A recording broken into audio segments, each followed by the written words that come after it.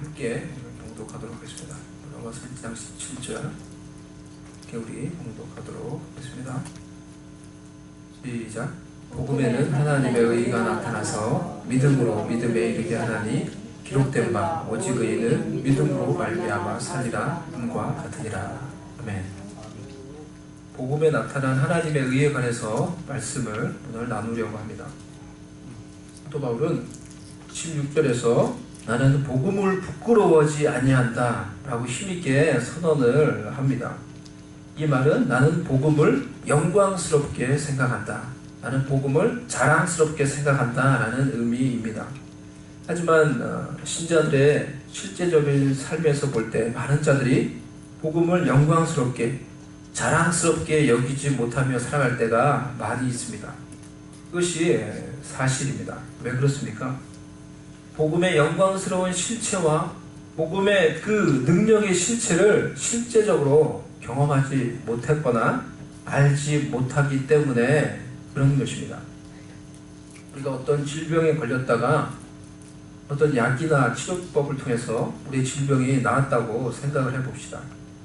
우리 누가 말하지 않아도 내가 그 경험한 그 약과 치료법의 그 능력, 그 효능을 막 자랑하고 다닐 것입니다. 자신이 친히 그 약이나 그 치료법의 효능을 경험해 보았기 때문에 그런 것입니다. 우리가 복음의 능력을 조금이라도 경험을 해 보았다면 복음도 우리에게 소개하고 싶고 전하고 싶은 중요한 것이 될 것입니다. 초기 기독교 성도들과 사도 바울에게 복음은 그들이 경험한 하나님의 능력이었습니다.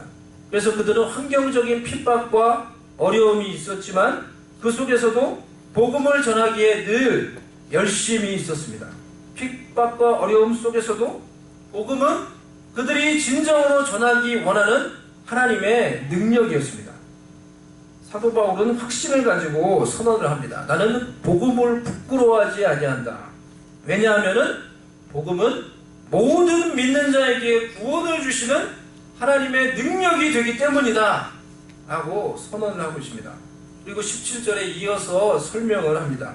왜냐하면 복음에는 하나님의 의의가 나타나고 있기 때문이다 라고 이렇게 말을 하고 있는 것입니다. 헬라어의 갈에 해당하는 이 왜냐하면이라는 단어가 16절, 17절에서 계속해서 나오고 있습니다. 나는 복음을 부끄러워하지 않고 영광스럽게 자랑스럽게 생각한다, 여긴다. 왜냐하면 복음은 모든 믿는 자에게 구원을 주시는 하나님의 능력이 되기 때문이다. 또 왜냐하면 복음에는 하나님의 의가 나타나고 있기 때문이다 라고 이렇게 말하고 있는 것입니다. 복음에 나타나고 있는 이 하나님의 의가 바울이 복음을 부끄러워하지 않는 중요한 이유가 되는 것입니다.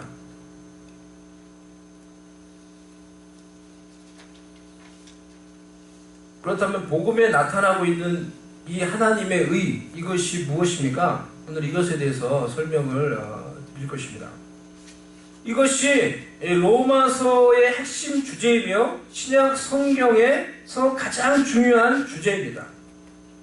중세 시대에 교회가 타락하였을 때 교회 개혁운동을 일으켰던 마틴 루터는 이 로마서 1장 17절 우리가 읽은 이 말씀을 읽고 깨달아 영적인 회심과 변화를 경험을 했습니다.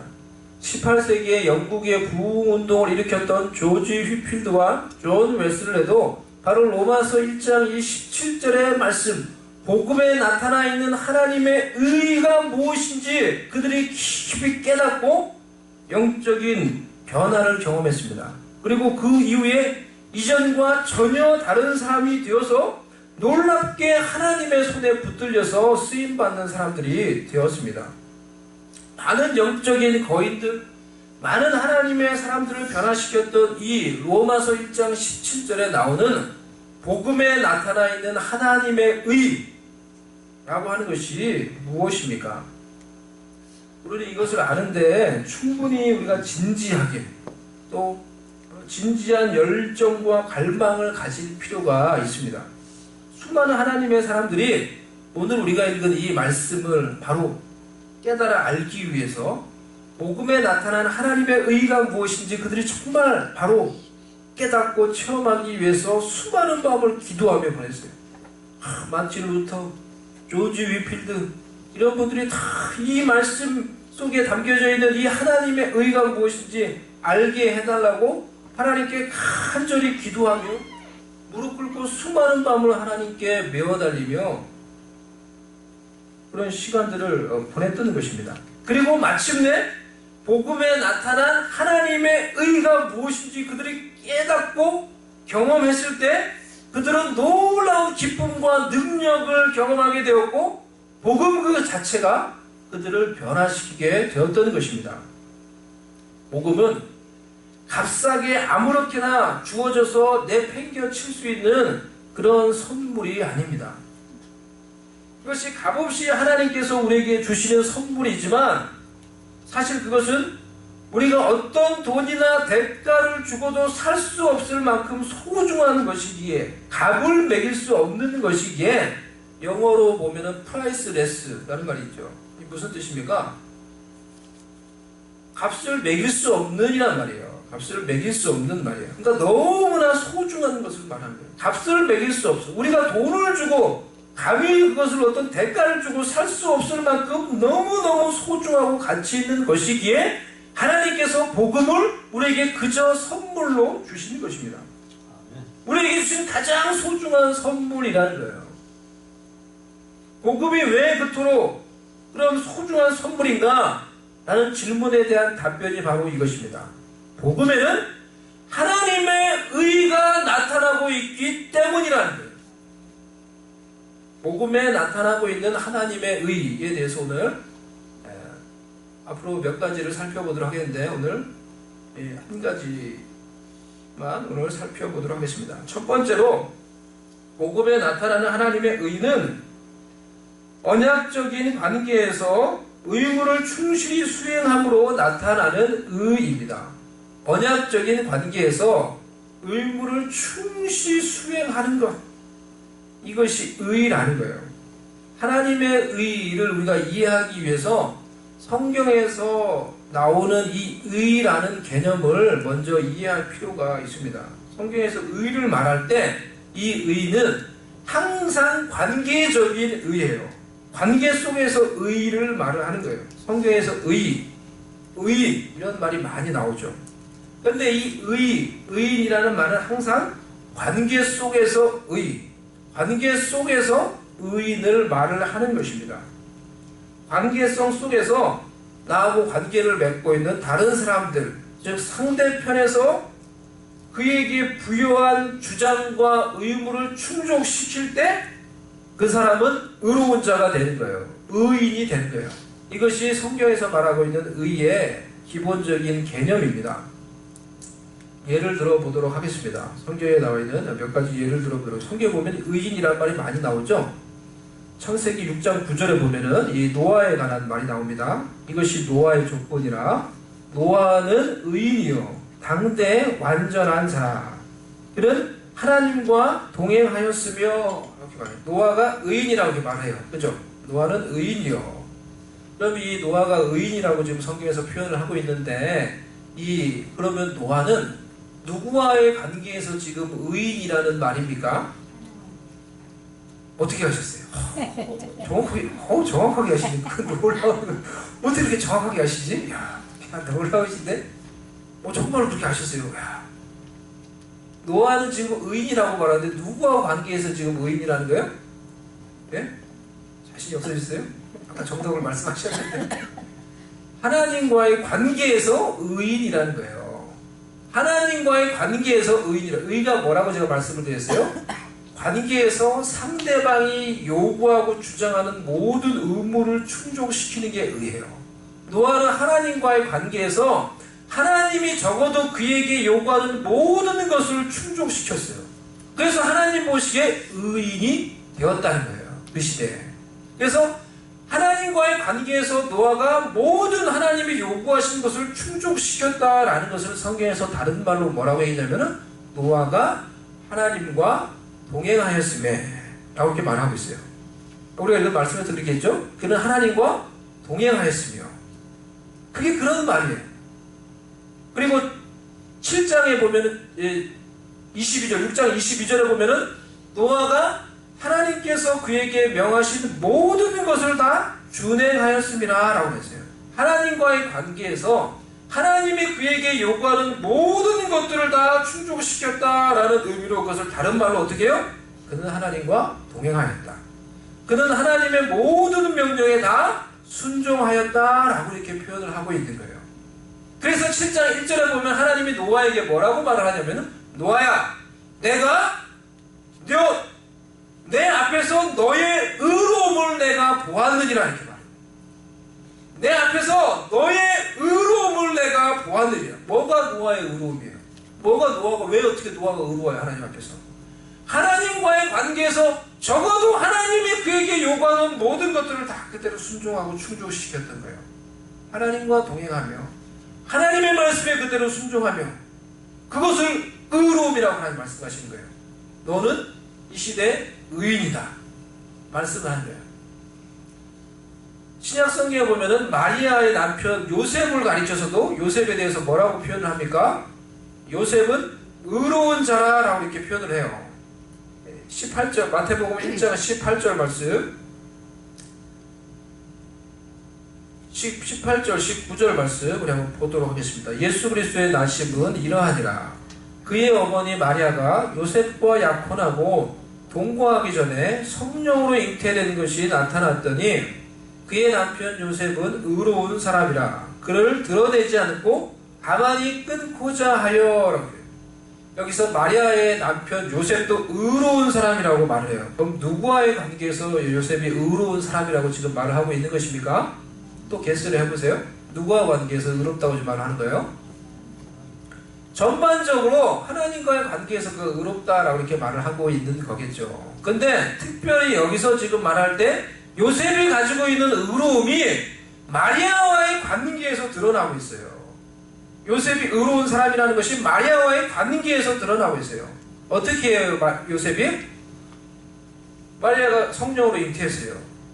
요셉은 성령으로 잉태하는 게 뭔지 몰라요, 지금. 이해를 못하고 있는 상황이에요. 그러니까 이 요셉의 상식에서 지금 어떤 일이 생긴 거예요? 이 결혼할 여자가 약혼이라고 하는 것은 결혼과 똑같은 거예요. 지금 동거만 안 했지 똑같은 결혼과 같은 효력을 가지고 있는 거예요. 지금 그 당시에 약혼은. 나의 아내가, 내 아내가 나와 같이 지금 결혼을 안 했는데 임신을 했어요. 혼외 임신을 했어요. 이거 어떤 일이에요, 이게? 보통 남자면 어떻게 됩니까? 분노하고 참지 못하는 거죠. 참지 못하고. 그래서 요즘 같은 이 각박한 세상에서는 더 끔찍한 일을 그 여자에게 더 끔찍한 일을 행할 수도 있는 거죠. 그 당시에도 율법의 이 기준으로 해서 이런 일이 생기면은 그 여자를 끌고 와서 보수해서 돌로 쳐 죽일 수가 있는 거예요. 돌로 쳐 죽이는 거예요. 감형을 했어요. 그렇게 할 수 있는 거예요. 요셉에게 그런 일이 생긴 것입니다. 그런데 하지만 요셉은 의로운 사람이다 라고 말했어요. 그 의가 무엇이라고 제가 설명을 했습니까? 의가 뭐라고요? 관계 속에서 그 관계에서 상대방이 요구하고 주장하는 그것들을 충족시키는 것이 의라는 거예요. 그렇게 할 때 의라고 말을 해요. 요셉은 비록 자기의 아내가, 자기 아내 될 사람이 그 아내로서의 자기 생각에는 의무와 그 모든 것들을 소홀히 하고 다 저버렸지만은 자신은 어떻게 하는 거예요? 자신은 그 관계 속에서 자기가 해야 될 의무를 끝까지 충실히 수행하는 거예요. 그 마리아 그 소식을 듣고는, 마리아가 임신했다는 소식을 듣고는 마리아가 더 이상 피해를 보지 않도록, 마리아에게 더 이상 나쁜 일이 생기지 않도록 어떻게 해요? 요셉은 의로운 사람이라 이를 알고 가만히 끊고자 하여 조용히 일을 그냥 그대로 끝내려고 하는 거예요. 그래서 더 이상 마리아가 피해를 보지 않도록 만들려고 하는 거예요. 이게 요셉이 마리아와의 관계에서 보여준 의로움이에요. 그래서 요셉은 의로운 사람이에요. 그렇게 말하는 거예요. 요셉은 의로운 사람이라 이를 알고 가만히 끊고자 하여. 관계에서 상대방이 의무를 소홀히 하거나 저버리면 우리도 그에 맞게 어떻게 합니까? 우리도 더 이상 의무를 소홀히 하거나 저버리는 경우가 많이 있죠. 우리가 그렇게 할 수 있습니다. 우리는 관계에서 많은 경우에 그렇게 합니다. 하지만 그렇게 함으로써 여러분은 그 상대방과 똑같은 위치에 있는 사람이 되고 똑같은 사람이 되는 것이지 의로운 사람이 될 수 없어요. 그런 사람을 의인이라고 말하지 않는다는 거예요. 비록 관계에서 상대방이 의무를 저버리고 소홀히 했다고 할지라도 나는 끝까지 그 의무를 다해서 그 관계에서 주장하는 모든 것들을 충족시킬 때 그 사람을 의인이라고 말하는 거예요. 그것을 가리켜서 의인이라고 말하는 거예요. 야, 요셉 그 사람 정말 대단한 의로운 사람이야. 아니 보통 사람 같으면은 그렇게 임신했다는 그런 소식을 들었으면은 보통 남자 같으면 화내고 그냥 막 동네방네 막 소문을 내면서 마리아 저 여자 돌로 좀 죽여야 된다고 그렇게 난리를 필 텐데 요셉 그것을 알고도 그걸 조용히 끝내려고 했어. 요셉 정말 착한 사람이야. 이게 관계에서 드러나는 의로움이라는 거예요. 복음에는 하나님의 의가 나타난다라고 본문이 말하고 있는데 이 첫 번째로 이 의는 하나님과 우리와의 관계 속에서 나타나는 하나님의 의로움이라는 거예요. 이와 같은 하나님의 의로움이 복음 안에 우리와의 관계에서 나타나고 있다는 거예요. 먼저 하나님께서 우리와 언약적인 관계를 맺으셨어요. 특별한 어떤 관계를 맺으셨어요. 하나님이 아무런 관계가 없는 우리를 부르셔서 이제 너는 나의 백성이 되었어. 나는 너의 하나님이 되고 너는 나의 백성이 되었어. 이제 너는 나의 자녀가 되었어. 나는 너의 아버지가 되고 너는 나의 자녀가 되었어. 내가 너의 하나님이 되고 너는 나의 백성이 되었으니 이제는 너는 나의 자녀가 되었으니 내가 하나님으로서 아버지로서 너에게 너와의 관계에서 이런 의무를 다할 거야 라고 이렇게 말씀을 하시는 거예요. 그리고 비록 우리는 그 관계에서 그 의무를 다하지 못한다고 할지라도 우리의 환경과 조건과 처지에 상관없이 우리와 그 언약적인 관계를 맺으시고 스스로에게 의무를 지으신 하나님께서 우리와의 관계에서 그 모든 의무를 충실히 수행하셨다는 거예요. 이것이 복음에 나타나고 있는 하나님의 의라는 거예요.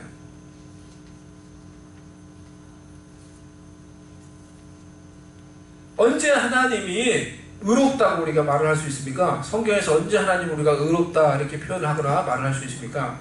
하나님은 속성상 성품상 늘 의로우세요.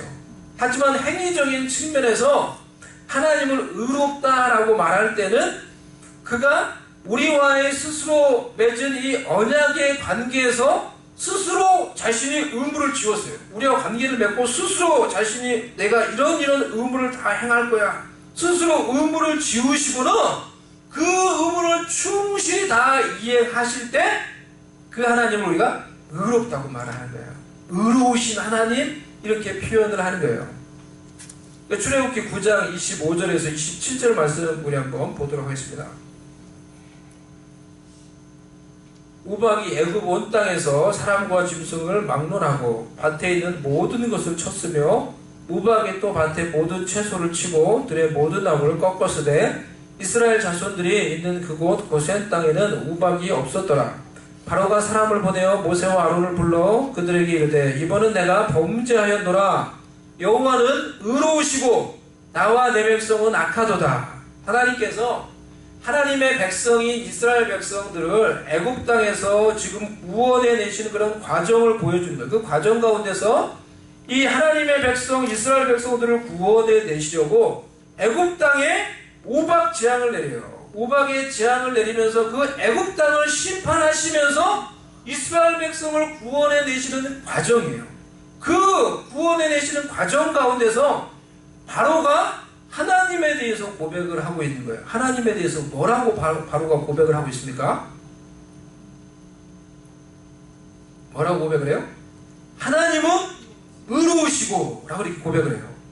하나님께 하나님께서 하나님의 백성들을 구원해 내시기 위해 그 땅에 심판을 내리고 재앙을 내리시면서 그것을 통해 이스라엘 백성들을 구원해 내는 것을 보면서 바로가 하나님에 대해서 고백하기를 하나님은 의로우시고 라고 이렇게 고백을 하고 있다는 거예요. 하나님께서 당신의 백성 삼으신 자들을 구원하시기 위해 대적들을 심판하시고 그리고 그 백성들을 구원해 내시는 것, 이것이 하나님의 의로움이라는 것입니다. 복음에는 이 하나님의 의가 잘 나타나고 있다라는 거예요. 이런 하나님의 의가 잘 나타나고 있다라는 거예요. 리빌드 되었다라는 거예요. 하나님께서 우리와 친히 언약적인 관계를 맺으셨어요. 우리가 하나님과 언약적인 관계를 맺었으면 하나님도 우리를 위해서 행하실 의무가 있지만은 우리도 하나님 앞에서 그 언약의 관계 속에서 행해야 될 의무들이 있는 거예요. 그런데 우리의 삶을 보면 우리는 그 하나님과의 관계에서 그 언약적인 의무를 행하는 데 있어서 늘 어떻습니까? 부족하고 연약하고 불순종하며 죄악을 저지른 일을 늘 반복을 하는 것입니다. 그럼에도 불구하고 우리의 부족하고 연약한 형편과 처지와 죄인됨에도 불구하고 하나님은 우리와의 언약적인 관계에서 그의 의무와 요구를 충실히 수행해 오심으로 당신의 의로우심을 보여주셨다는 거예요. 복음에는 이 하나님의 의로우심이 잘 나타나고 있다는 것입니다. 나는 부족하고 연약하여 아담과 같이 하나님의 약속을 깨뜨렸다고 할지라도 하나님은 나와의 관계에서 끝까지 신실하셔서 그런 나를 용서하시고 이끌어주시고 구원해 주셨습니다. 이것이 복음에 나타나 있는 하나님의 의로움이에요. 나는 넘어지고 부족하고 어려울 때마다 불평하며 원망할지라도 하나님은 나와의 관계에서 신실하셔서 그런 나를 타이르시고 용서하시고 참으시고 계속해서 하나님의 영광과 뜻을 이룰 수 있는 자리로 우리를 계속해서 이끌고 계시는 것입니다. 이것이 복음에 나타나 있는 하나님의 의로움이라는 거예요. 우리는 얼마나 변덕이 심한지 어려울 때는 우리가 주님께 모든 것을 바칠 것처럼 우리가 기도하며 이렇게 헌신할 것을 고백하며 다짐했다가도 다시 우리의 삶이 편해지고 또 쉬워지면 점점 주님을 잊어버리고 나도 모르게 점점 우리의 마음을 세상에 빼앗길 때가 많이 있습니다. 그러다가 또 세상에서 어려움을 당하고 재앙을 당하면은 언제 그랬냐는 듯이 다시 하나님께 나와 주님 잘못했어요. 용서해 주세요. 저를 도와주세요. 저에게 구원의 은총을 베풀어 주세요. 애걸복걸합니다. 우리는 주님과의 관계에서 이와 같이 신실함이 없을지라도 주님은 우리의 관계에서 늘 신실하셔서 변함없이 우리를 향한 사랑과 그 의무를 충실히 이행하심으로 당신의 의로우심을 늘 보여주셨다는 거예요. 복음의 이 하나님의 변함없는 의로우심, 신실하심이 잘 나타나 있다라는 것입니다. 그래서 다시 우리를 고난과 재앙으로부터 구원해 주셔서 하나님이 이끄시는 소망의 항구로 이끌어 주신다는 것입니다. 시편 31편 우리 말씀 우리 한번 보도록 하겠습니다. 같이 한번 읽어보도록 하겠습니다. 시작. 여호와여 내가 주께 피하오니 나를 영원히 부끄럽게 하지 마시고 주의 공의로 나를 건지소서. 아저씨 환난 가운데 하나님께 드리는 기도입니다. 기도하기를 뭐라고 기도합니까? 주의 공의로 나를 건지소서라고 이렇게 기도를 하고 있어요. In your righteousness, 주의 의로움으로 나를 건지소서. 그러면은 여기서 의로움이라는 게 뭐예요? 제가 오늘 여러분에게 설명드린 것으로 해석을 하면 이 의로움이 뭐예요? 뭐예요? 어떤 거예요? 그냥 막 의로워가지고 뭐 잘못된 거 잘한 걸 다 이렇게 막 칼로 딱 자르듯이 막 이러는 거예요? 그게 아니라 관계 속에서 나의 형편과 처지와 상관없이 우리와의 관계 속에서 변함없이 당신의 그 의무와 그 요구를 충실히 시행하는 변함없는 신실하심, 이것이 의로움이라는 거예요. 아멘. 그렇기 때문에 여기서 in your righteousness 라는 말을 in your faithfulness 이렇게 바꿔서 우리가 해석할 수 있어요. 당신의 의로움으로 라는 말을 좀 더 쉽게 이해하면은 당신의 신실하심으로 이렇게 바꿀 수가 있다는 거예요. 다윗이 기도하는 거예요. 다윗이 지금 고난을 당하고 있는데 그 고난이 자신이 잘못해서 고난을 당하는 것인지 아니면 그저 대적이 공격해와서 고난을 당하는 건지 모르지만은 anyway 그가 고난을 당하고 있는데 주님 저의 형편과 조건과 저의 상태와 상관없이 당신이 저에게 베푸시는 당신의 그 신실하심으로 저를 지금 구원해 주세요 라고 이렇게 기도하고 있는 거예요. 우리도 다윗과 같이 그렇게 기도할 수 있다라는 거예요. 아멘. 나의 형편과 나의 조건과 나의 신앙의 상태와 나의 현재의 모습과 상관없이 변함없이 나를 변함없이 대하시는, 그래서 나를 향한 변함없는 사랑과 의무를 다하시는 당신의 신실하심으로 하나님 지금 저를 도와주세요. 지금 저를 구원해 주세요 라고 그렇게 기도할 수 있다라는 것입니다. 바울이 영광스럽고 자랑스럽게 생각했던 이 예수 그리스도의 복음에는 이 하나님의 신실하심, 하나님의 의로우심이 잘 나타나고 있다라는 것입니다. 아멘. 아멘.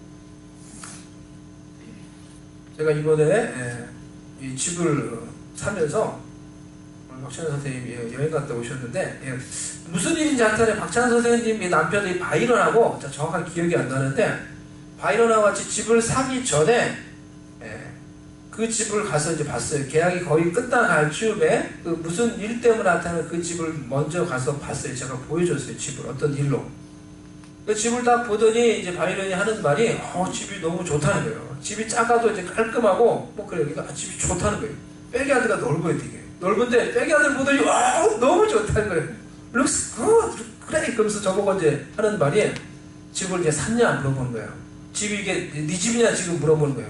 아직 다 끝나지 않았고 며칠 있으면은 내 집이 된다. 제가 얘기를 했어요. 그렇게 얘기를 했더니 저 얘기를 듣더니 바이런이 뭐라고 말을 했지 아세요? 눈을 동그랗게 막 껌뻑껌뻑 하면서 하는 말이 God is great, God is good 이런 거예요. God is good 이런 거예요. 제가 예상했던 이 말하고 조금 달랐어요. 저는 이게 막 제가 이렇게 내가 조금 있으면 이 집을 살 거다. 이제 딱 이렇게 이제 조금 있으면 다 내 집이 됐다 이렇게 얘기를 했더니 제가 사실은 게스했던 이 대답은 congratulations 뭐 이런 거였어요. 그런 말을 예상을 했어요. 근데 내 말을 딱 듣더니 하는 말이 God is good. God is good. 제가 그 예상하지 못했던 그 대답을 들으면서 마음속에 작은 감동이 생겼어요. 맞아. God is good. God is good. No matter what. God is good. No matter who I am. God is good. No matter who you are. God is good. No matter what circumstance you are in. God is good. Whatever. God is good. To me, to you. All the time. 이런 하나님의 변함없는 신실하심, 하나님의 변함없는 우리의 관계에서의 의로우심이 복음에는 잘 나타나 있다는 거예요.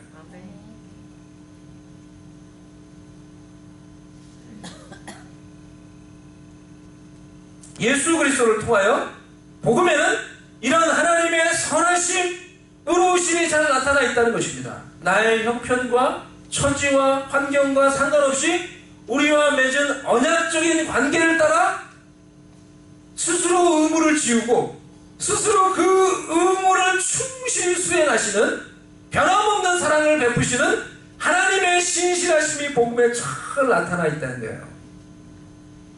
What's going on? No matter what, God is good. God is faithful. 그런 하나님의 의로우심이 리빌드 되고 있다는 거예요. 우리의 구원의 근거가 바로 우리와 맺은 언약에 신실하신 이 하나님의 의에 달려 있는 것입니다. 나의 노력과 나의 신앙 정도와 나의 현재의 상태에 따라 그것이 달려있는 것이 아니라 하나님의 신실하심으로, 하나님의 변함없는 우리를 향한 의로우심으로 우리는 구원받고 앞으로도 이 구원을 이룰 것입니다. 아멘? God is faithful. God is good. God is righteous. God saved you. God will save you. God will lead you. God will take care of you according to His covenant. God will deliver you from troubles according to His faithfulness. God will do this. God will do this. God will accomplish His will in our life by His righteousness, by His faithfulness.